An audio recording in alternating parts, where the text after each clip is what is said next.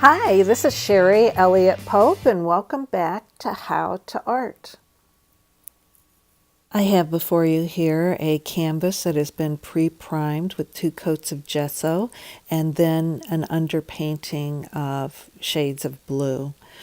You can see the color palette listed, and we will be using those colors and also mixing those colors to get the other colors that are on the painting.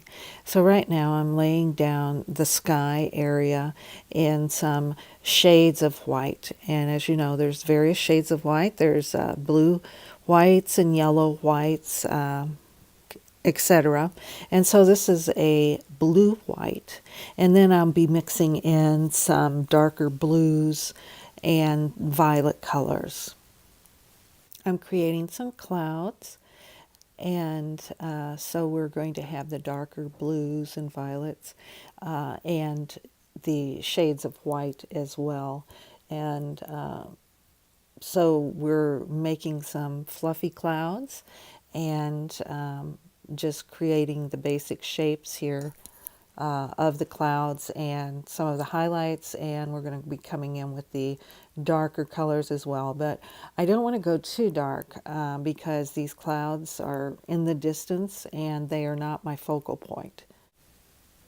I am using a complementary color tetrad from the color wheel, and so we're using blue greens, blue violets, yellow orange, and red orange. Also, there'll be some yellow greens in there as well. So we're going to put the muted colors in the background and the more vibrant colors in the foreground. And in that way, we'll be creating the appearance of distance. Also, the distance is going to show the objects as being smaller, and the foreground, the objects will be bigger. And that way it creates that sense of depth in pictures. I got some of my violets here a little bit too dark, so I'll have to come back in and blend those out. I've increased the speed of this video to be respectful of your time, and I have also edited out areas of the painting that are redundant.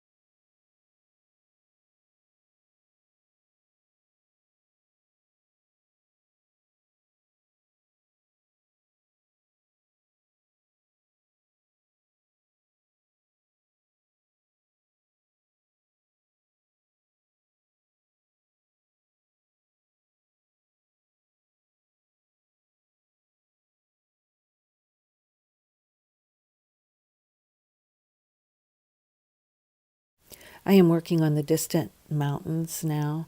They are a violet shade.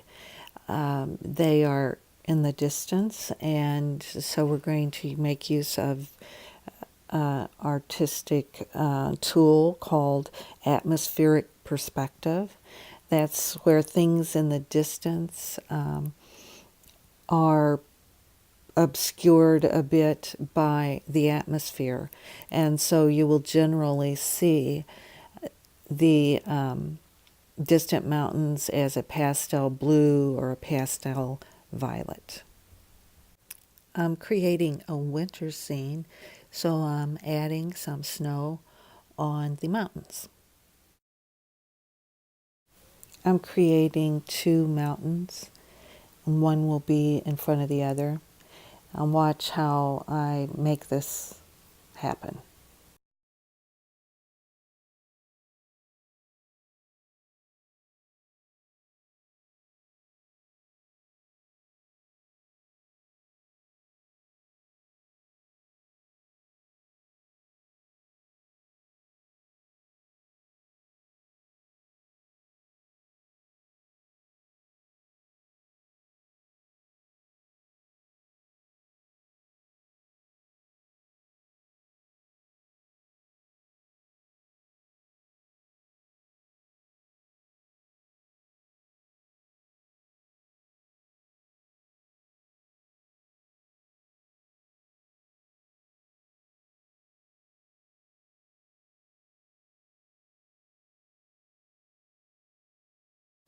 There's a subtle difference in the saturation of the color of the mountains, and so that moves one of the mountains closer. Just that subtle saturation. I'm creating a hill using white. This is not a pure titanium white. It has a blue tint on it, which is going to move it into the background. Also, this picture overall is going to have cool colors in it for the most part, with the warmer colors being in the foreground. This gives the appearance of a winter's day.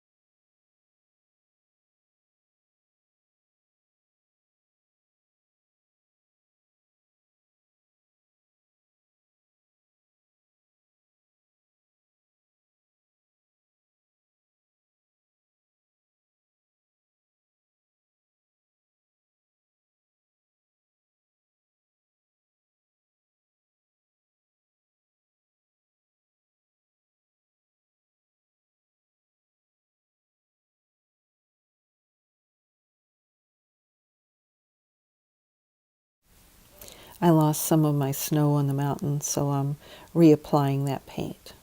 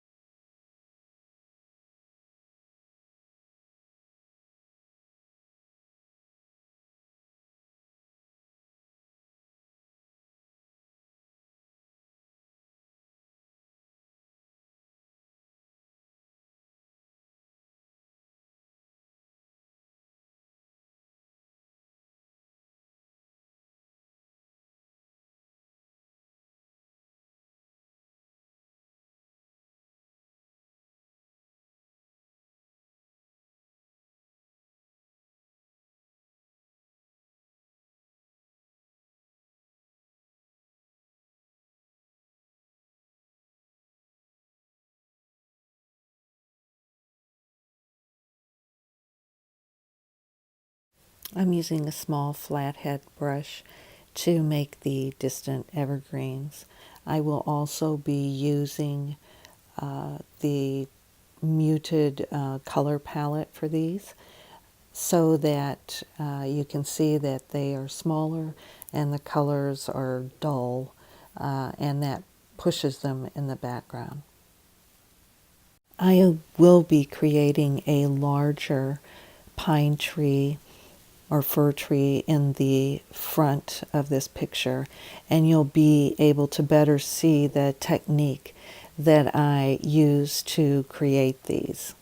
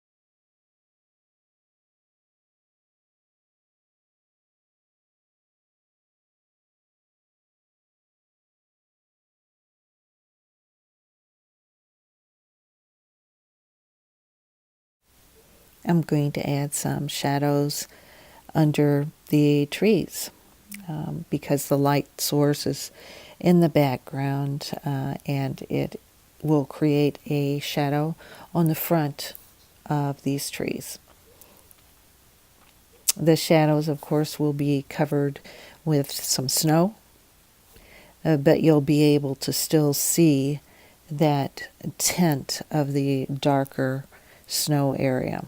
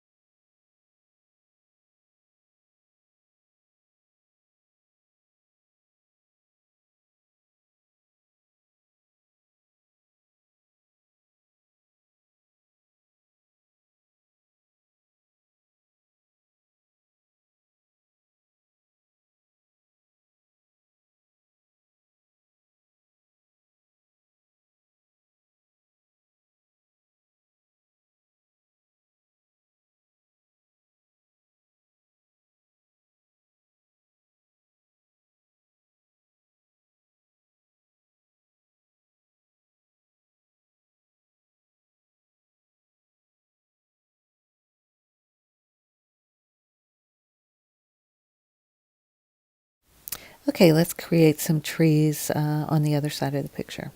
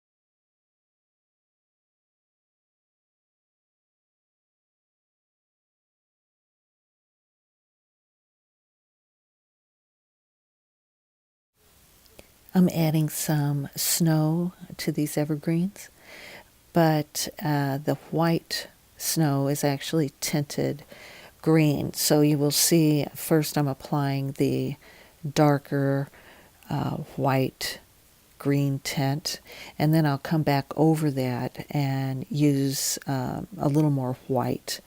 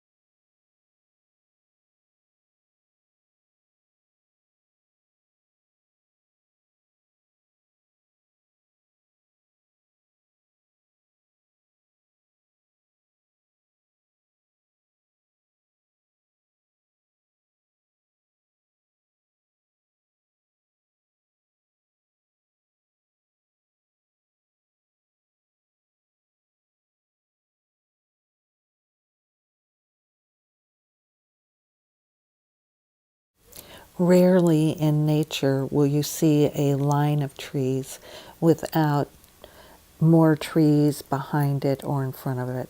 So now I am adding a couple more trees here that are going to be in front of the other ones. So the color is going to be just a little bit darker to show that it's in front. And this will give that sense of depth to a picture and make it look more realistic.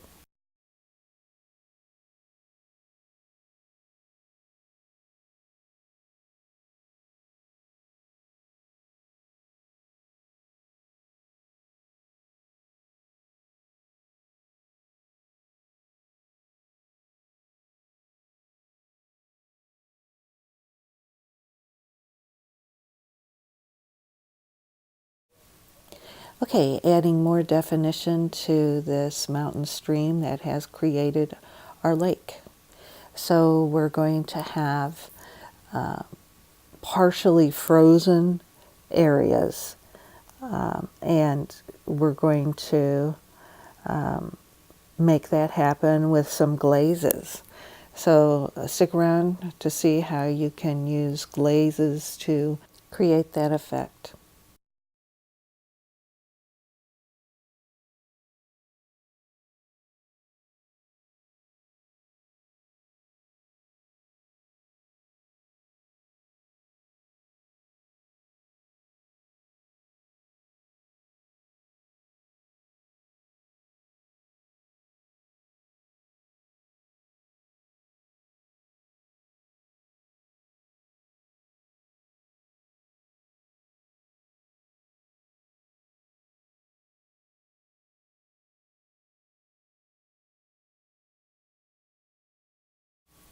Adding snow to the other trees that we made.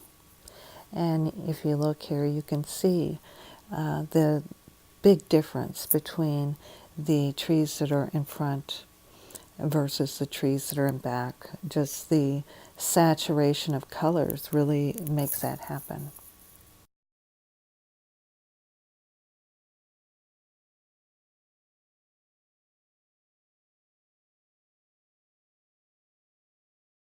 We're going to create some shadows at the water's edge, and we'll also make some shadows of those trees coming over the water. But you'll see me laying down some dark colors, but we will be going over that so it looks more realistic.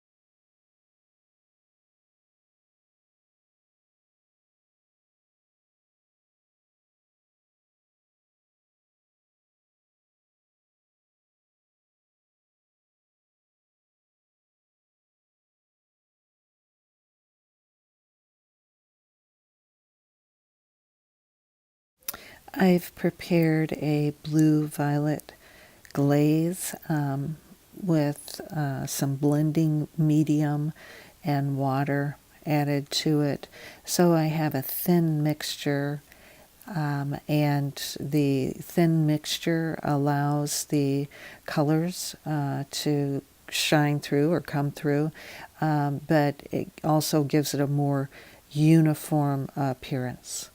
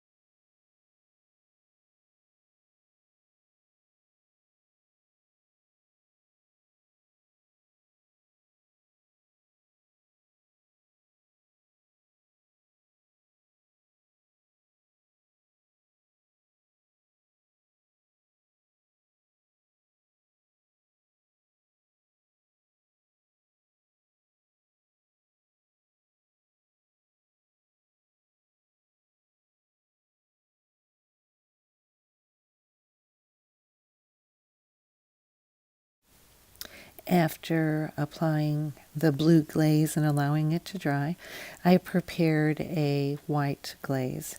And so I used blending medium, water, and a little bit of color of the titanium white. And I'm going back over the lake now, and this is what's going to give it the appearance of ice and partially frozen lake.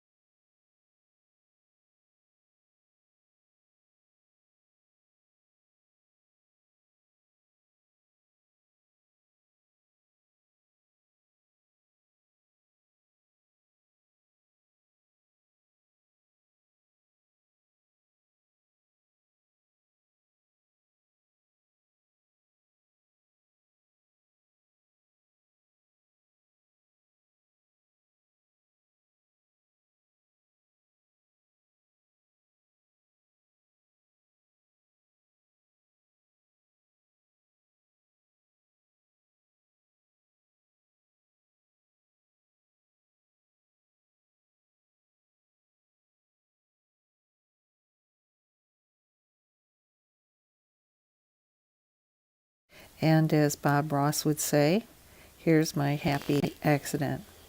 As the glaze began to dry, it began to be like a dry brushing technique, and which really created some interesting shapes. You know, you may see a hole in the ice where you can see water, and so that's what happened there, and I decided I liked it, so I kept it. I think it adds more visual interest.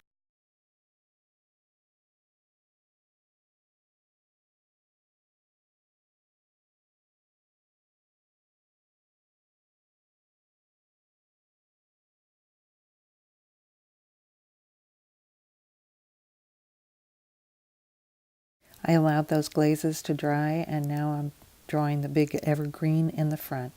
And you'll see that I'm using the most saturated colors, or you'll notice that shortly.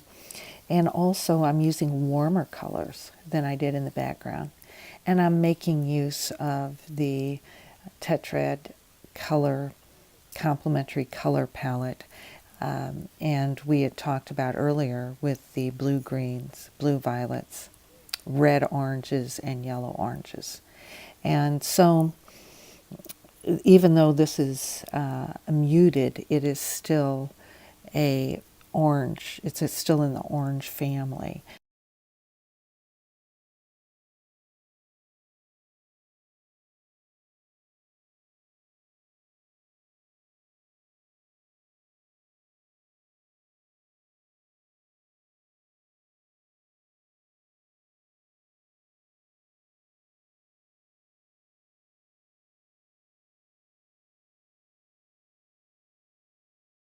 To create the pine needles, I'm going to start about the middle of the tree and work upwards and downwards from there.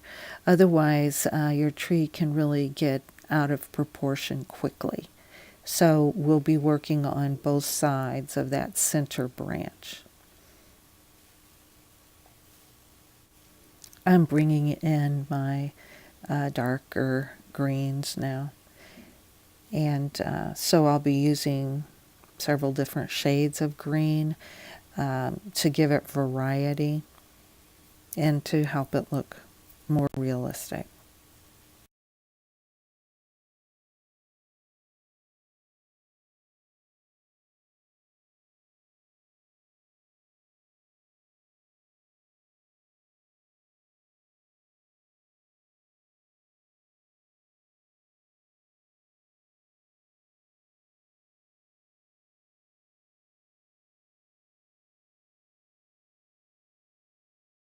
I like the idea of having a leaning tree for a couple of different reasons. This tree is leaning because it's heavy with snow, and it's probably an older tree and it's weighted down with snow. And also, it points to the center of the picture. And so it's like a finger pointing to draw the eye into the picture. You really want to keep the observer looking around your picture as long as possible. So this is one of the tricks that you can use to do that. Because, this is a focal point, and, so the first thing they see is going to be the foreground, and then you draw them into the remainder of the picture.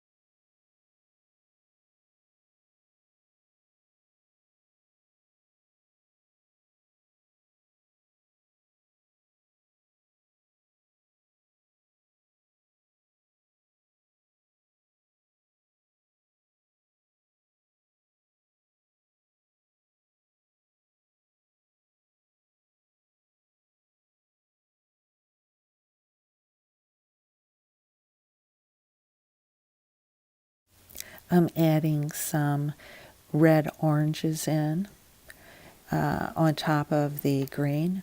The use of complementary colors next to each other really creates a lively painting.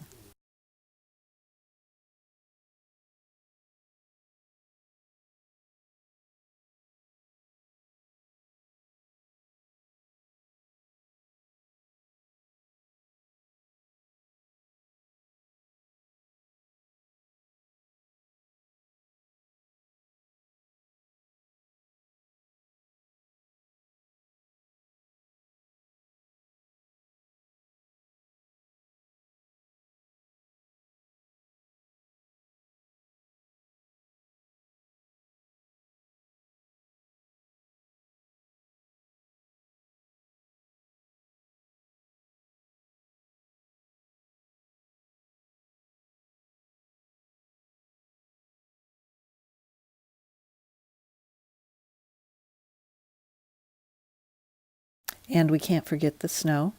So I've blended titanium white with a touch of cadmium yellow to make a yellow tinted snow. This is a warm color which moves this evergreen to the forefront even more. So we get the use of more vibrant colors, a larger object, and warmer colors, which all work together to establish this pine tree in the foreground.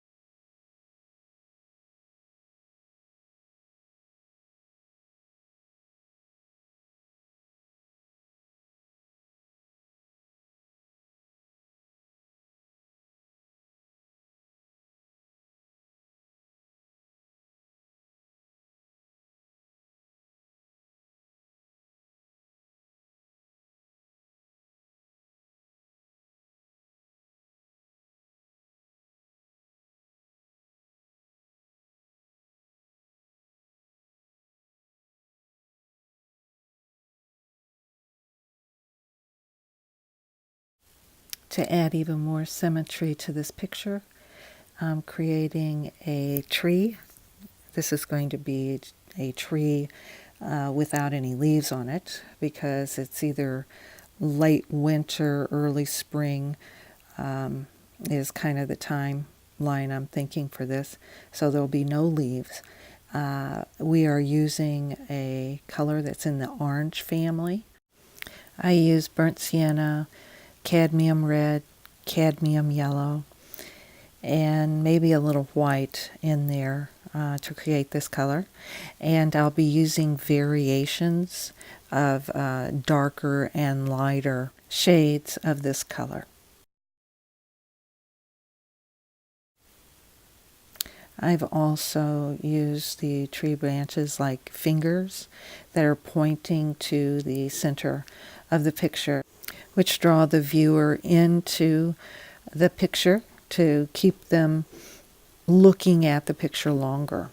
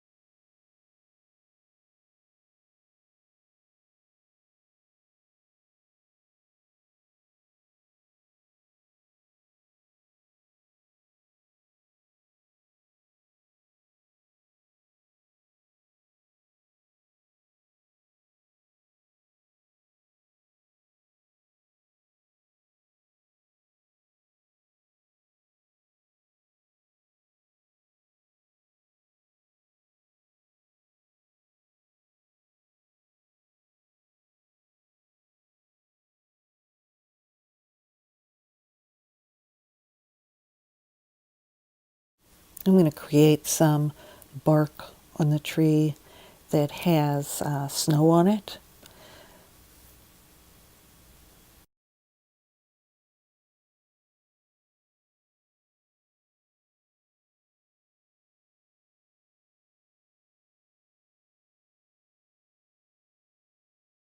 And add some snow on the branches as well. And as you can see, that's not pure titanium white. I added a yellow-orange tint to the white.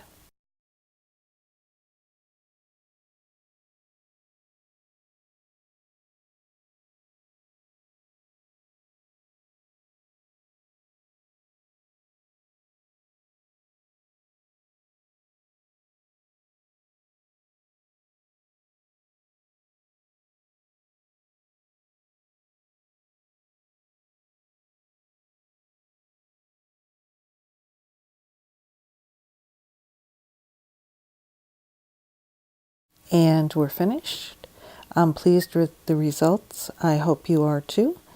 And if you learned anything or like this video, please like and subscribe so I can continue to bring you instructional art videos. Thank you.